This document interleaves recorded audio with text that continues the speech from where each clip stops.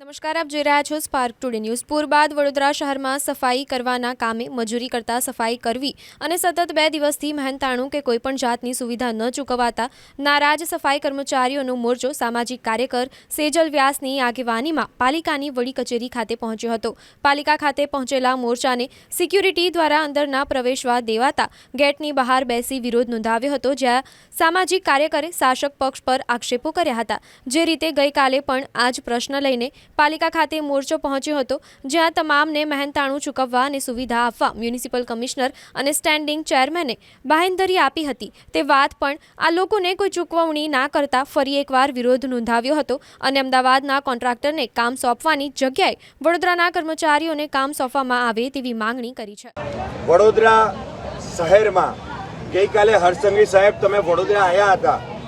તમે વડોદરા ખબર નહીં કયા નેતાઓએ તમારા ઊંધા કાન ભર્યા છે, કયા પેલા 2 ધારાસભ્ય છે જે તમને કાયમ ઊંધું કહે છે.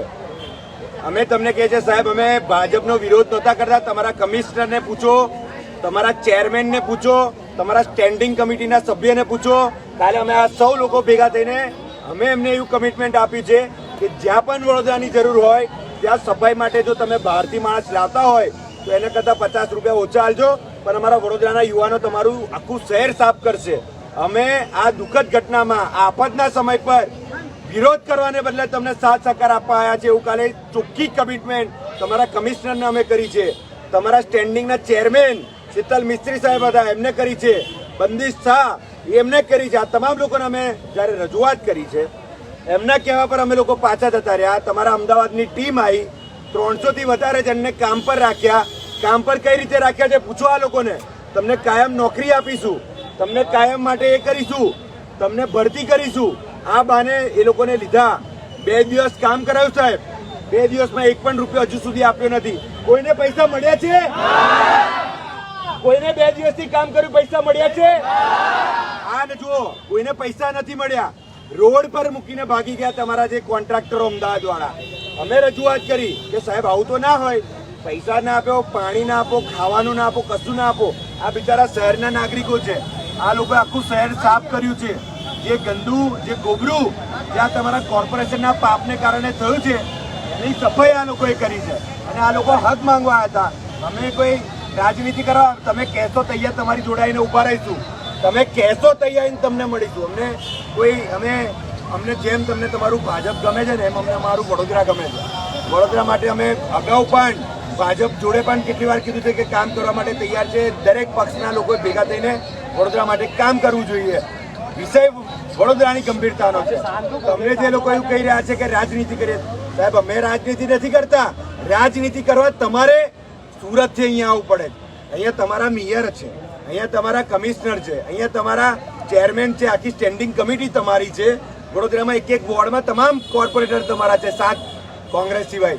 મોટાભાગનું બહુમતી તમારી છે, બધું જ તમારું છે. તમારું સંગઠન પેજ પ્રમુખ સુધીનું છે.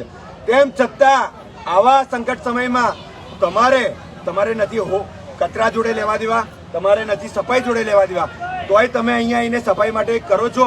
એ અમારા માટે ગર્વની વાત છે કે હોમ મિનિસ્ટર થઈને આવી રીતે કરે છે.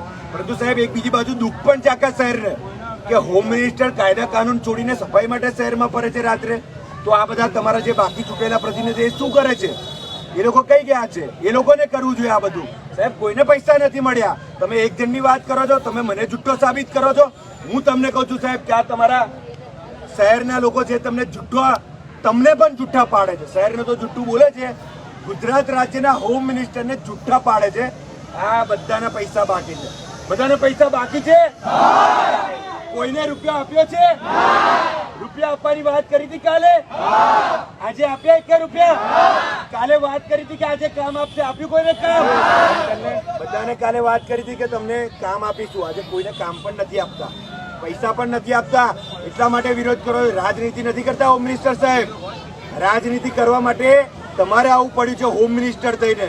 અમને દુઃખ છે કે રાજ્યના હોમ મિનિસ્ટર સાહેબ આટલા મોટા અહીંયા આવીને મારા જે આ તુચ્છ માણસ, નાના માણસ, જે શહેરનો માણસ છું, હું તો આ ચંપલ પહેરીને સાહેબ બતાવું છું.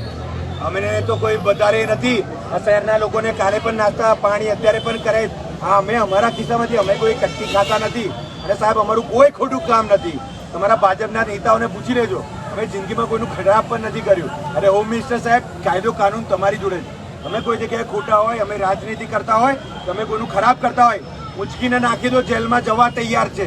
પરંતુ જે જૂઠું છે, તમને જે જૂઠા સાબિત કર્યા છે એ ધારાસભ્યોને અમે કહીએ છીએ, સયાજીગંજના ધારાસભ્ય હોય કે રાવપુરાના હોય,